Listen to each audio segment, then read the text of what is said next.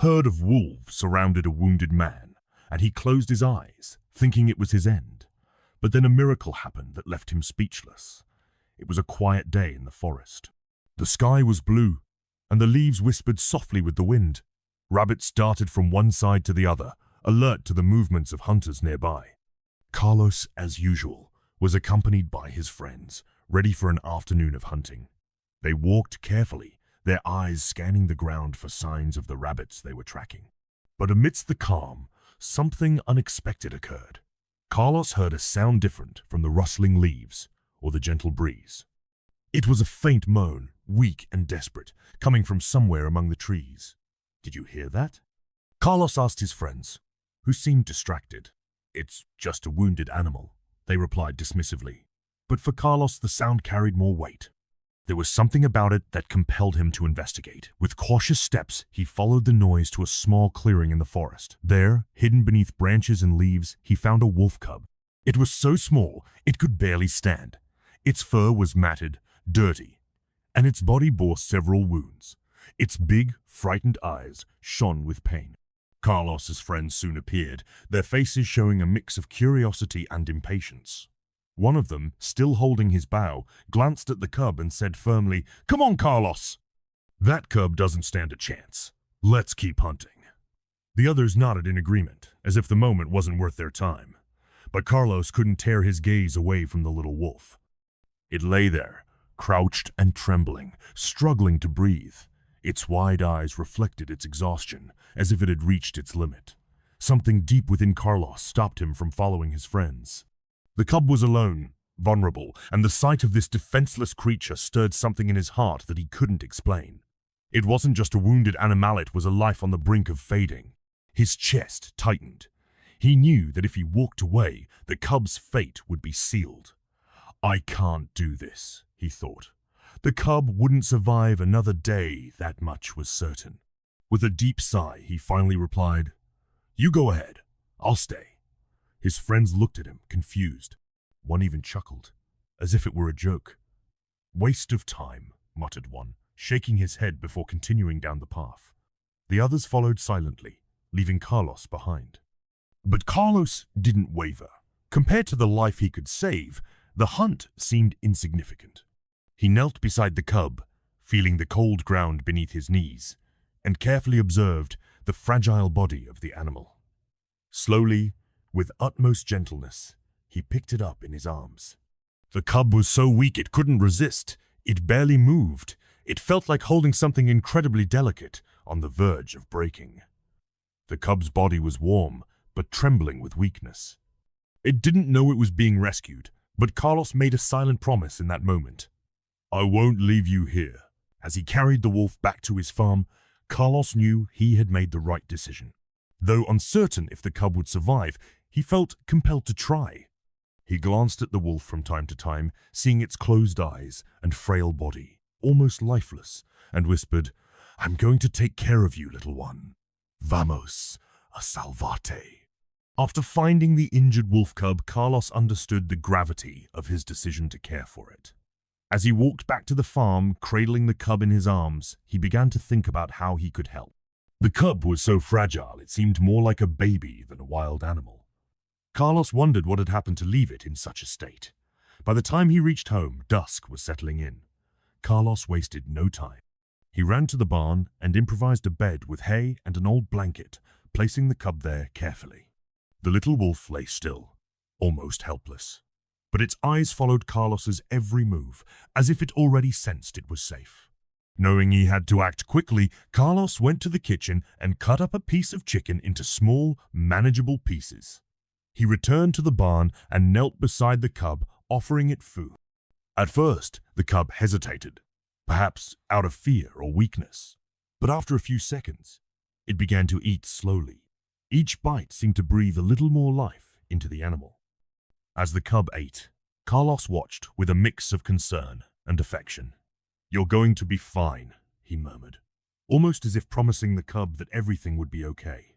At that moment, Carlos made a firm decision. He would care for the cub until it was strong enough to return to the wild. He knew it was a significant responsibility. A wolf was not a domesticated animal, and caring for a wild creature could be dangerous. But Carlos didn't care. He had grown fond of the little wolf and couldn't abandon it now. He knew his friends would call him crazy for staying to care for an animal they deemed hopeless.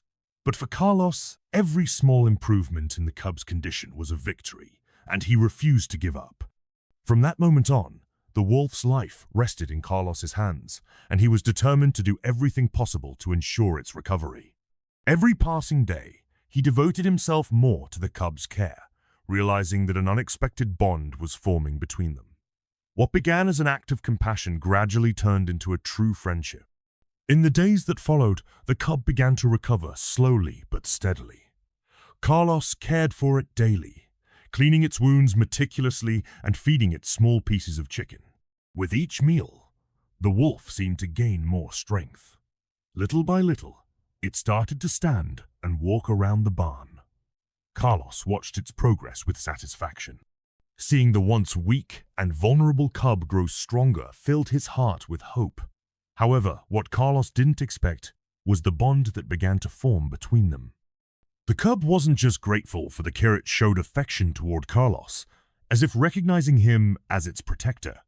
Whenever Carlos entered the barn, the wolf would rise slowly and follow him with its gaze, as if wanting to stay close.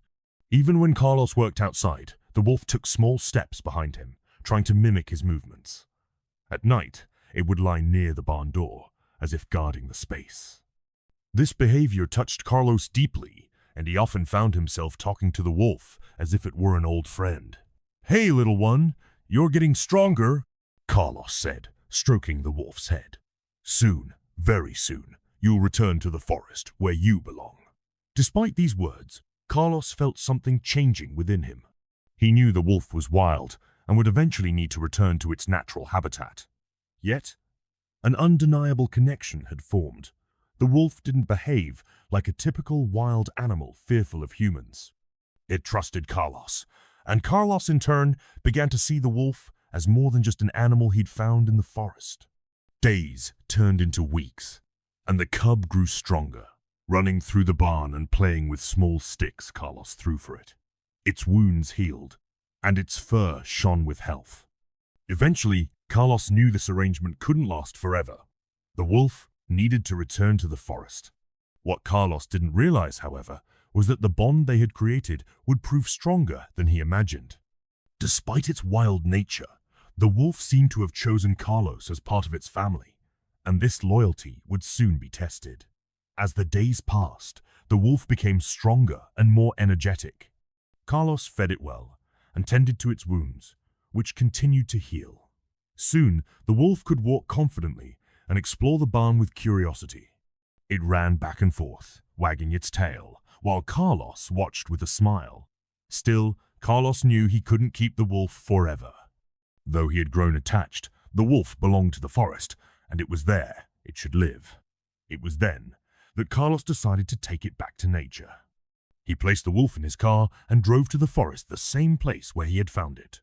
Upon arrival, Carlos set the wolf on the ground and, with a sigh, said, "It's time for you to go home, my friend." The wolf, now stronger and healthier, looked at Carlos, confused. It took a few steps toward the trees, as if ready to embrace its wild instincts. But, to Carlos's surprise, it stopped, turned around, and ran back to him. Crouching at his feet, the wolf gazed up at Carlos. He laughed, unsure of what to do. "You have to go back to the forest," he said, trying to encourage the wolf to leave. But the wolf simply refused to part ways. Carlos knew that one day the wolf would need to return to its habitat. He kept attempting to release it into the wild. After all, the wolf was a wild creature, and despite the bond they shared, Carlos believed it needed to rediscover its freedom. What he didn't anticipate, however, was the wolf's unwavering loyalty. Every time Carlos released the wolf into the forest, it would run among the trees, exploring its surroundings. From a distance, Carlos watched anxiously, wondering if this would be the moment the wolf chose to stay. But no matter how long it wandered or how far it roamed, it always returned. And it wasn't just a simple return. The wolf ran back to Carlos with visible joy, wagging its tail and displaying a loyalty that Carlos had never seen before. He laughed in amazement at the wolf's persistence. He didn't fully understand it, but he felt that this bond was deeper than mere gratitude. The wolf, capable of losing itself in the vastness of the forest, always found its way back to Carlos's farm. Sometimes Carlos would release it in the morning, and by late afternoon, there it would be, lying on the porch, as if saying, "I belong here." Carlos's attempts to return the wolf to the wild continued, but the outcome was always the same. The wolf could explore and run freely, but at the end of the day, it returned to the person who had cared for and protected it. This unexpected loyalty surprised Carlos more and more. He began to accept that, for now, the wolf needed to stay close to him. They had chosen each other, and their unusual friendship grew stronger every day. Despite knowing the wolf was wild, Carlos couldn't deny the special connection between them. Gradually, he stopped insisting so strongly that the wolf returned to the forest, accepting that, for the time being, the animal needed to remain near him. Life on the farm became peaceful again, with the wolf running freely through the fields and always returning home. But one day, tragedy struck. Early in the morning, as the sun was rising, Carlos went to the henhouse to feed his chickens and discovered a shocking scene. All his chickens were dead. Feathers were scattered across the ground. The henhouse was destroyed, and an eerie silence hung in the air. Carlos was speechless. A knot formed in his chest as he surveyed the damage. His first thought was of the wolf. It must have been him, Carlos thought.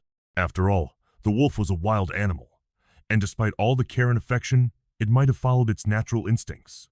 He examined the tracks around the henhouse and concluded that a predator was responsible. He looked at the wolf, sitting calmly in the distance with bright, innocent eyes, showing no sign of guilt. Yet doubt lingered in Carlos's mind. No puede ser, he murmured to himself. But the suspicion wouldn't leave him. Carlos spent the rest of the day uneasy, knowing he needed to protect the remaining animals.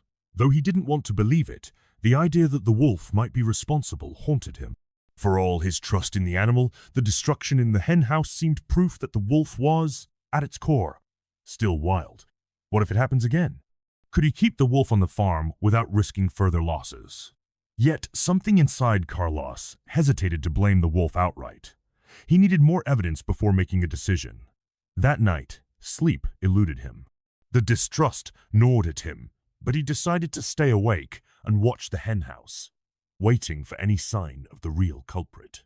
He set up a chair near the door, flashlight in hand, and remained vigilant for the slightest movement. The night was silent. The wind gently rustled the trees, and the only light came from the moon, casting a soft glow over the landscape. Just as Carlos was about to abandon his vigil, he heard a noise. Something was moving near the henhouse. He quickly stood up and turned on the flashlight, illuminating the area. It was then that he saw a small, quick, and cunning marten inside the henhouse, attacking the chickens again. Relief and surprise washed over Carlos as he realized the true culprit behind the chaos was the marten, not the wolf. The marten was small but highly dangerous, and it had already caused enough damage to his flock. Before Carlos could act, the wolf, who had been resting near the house, sensed the attack and sprang into action. It raced toward the henhouse and leaped inside, engaging in a fierce battle with the marten. The wolf fought with all its strength and courage, determined to protect the farm. The agile and aggressive marten tried to escape, but the wolf blocked its path, ensuring it couldn't cause further harm. After the fight, the wolf emerged clearly wounded, with cuts and scratches across its body. It had fought valiantly to defend the farm, and Carlos knew it was his responsibility to care for his loyal companion once again. With a heavy heart, Carlos carried the injured wolf back to the barn, where he had prepared a place to tend to its wounds. Just as he had done when he first found the cub, Carlos cleaned each wound with great care, speaking softly to the wolf as if his words could ease its pain. The wolf, though weak and exhausted, didn't resist. It trusted Carlos completely, allowing him to care for it as before. With every touch, Carlos felt their bond deepen. "I'm sorry I doubted you," he said, wiping a damp cloth over the wounds. "You're braver than I ever imagined." The wolf, lying quietly, looked at Carlos with bright, understanding eyes. It was as if it knew that, despite everything, Carlos would never abandon it. At that moment, Carlos realized their friendship had reached a new level. They were no longer just a man and an animal. They were two beings connected by a bond of loyalty and trust forged over time. Over the following weeks, Carlos dedicated himself to the wolf's recovery. He cared for it daily, ensuring it was well fed and its wounds were protected. The wolf, in turn, seemed grateful for every gesture of kindness. It knew Carlos was more than a protector, he was a friend, someone who had saved it and continued to do so. As the wolf regained its strength, Carlos realized it was now capable of returning to the wild. This time, however, he felt the farewell would be different. Their connection had grown so profound that, even if the wolf left, their friendship would endure. Eventually, the wolf fully recovered from its injuries. Its scars were now marks of courage and loyalty. Carlos knew the time to let it go had come. Though he anticipated this day, his heart was heavy. He had grown fond of the wolf in a way he never expected, and saying goodbye was difficult. Carlos prepared everything calmly. He loaded the wolf into his car and drove to a remote area of the forest, a place where the wolf could enjoy greater freedom and security. When they arrived, Carlos parked and stepped out with the wolf by his side. He looked around, taking in the gentle wind, swaying the trees, and the soothing sounds of nature. He knew this was the right place for his friend. "The time has come, my friend," Carlos said softly, his voice full of emotion. He knelt beside the wolf, stroking its head one last time. "Now you are free. It's time for you to return to where you belong." The wolf gazed at Carlos with those deep, knowing eyes, as if understanding every word. It took a few steps forward, breathing in the forest air, and moved toward the trees. But, as before, it stopped and looked back, its eyes fixed on Carlos, as if bidding farewell to an old friend. Carlos took a deep breath. "This time, you have to go," he thought, trying to convince himself it was the best for the wolf. With a sad smile, he encouraged the animal to follow its path. This time, the wolf hesitated briefly, but, instead of running back as it had done before, gave Carlos one final look, turned around, and disappeared into the forest. Carlos watched it vanish among the trees, feeling a mix of sadness and pride. He knew he had done the right thing, but the farewell was undeniably painful. As the sound of the wolf's footsteps faded, Carlos stood there, staring at the spot where he had last seen it. That marked the end of a day he would never forget. The wolf was free, and though nostalgia lingered, Carlos felt a deep gratitude for having been part of its life. The farewell was difficult, but he knew their connection would endure, regardless of distance. He returned to the farm with a heavy yet peaceful heart, knowing he had given the wolf a second chance at freedom. 2 years passed since Carlos bid farewell to the wolf. Life on the farm continued as usual, but a void remained in Carlos's heart. He missed his companion, who had meant so much to him, and often, while walking through the farm, he looked toward the forest, wondering how the wolf was faring. Life moved on, and though the wolf had returned to its rightful place, the memory of their unlikely friendship never left Carlos's mind. Then, one ordinary day, Carlos ventured into the forest to gather firewood. He worked alone, accustomed to the solitude, when a terrible accident occurred. One of the trees he was cutting fell unexpectedly, pinning his leg beneath its heavy trunk. The impact was severe, and Carlos screamed in pain, realizing immediately that he was in grave danger. He tried to move the tree, but it was futile. The pain was excruciating, and he knew that if he remained trapped for too long, he wouldn't survive. The sun was beginning to set. Carlos was stranded in the middle of the forest, far from help. Despair crept in as he imagined this might be the end. But suddenly, amid the trees, he heard a familiar sounder, soft crunch that made his heart race. Turning his head toward the noise, his vision blurred, but he could make out a silhouette. His eyes widened. A pack of wolves emerged from the forest, as if drawn by his cries for help. Carlos froze, unsure of what to expect. But then, as he looked closer, he noticed something extraordinary. Among the wolves was the one he had rescued years ago, the wolf he had cared for, the one he had freed. Their eyes met, and Carlos could barely believe what was happening. It was as if the wolf, recognized the friend who had once saved its life. With determination, the wolf approached, followed by the pack. They surrounded the fallen tree, pinning Carlos, and, working together, began pushing against it with their bodies. Slowly but surely, the combined effort of the wolves shifted the trunk, freeing Carlos's leg. Stunned, Carlos could hardly process what was unfolding.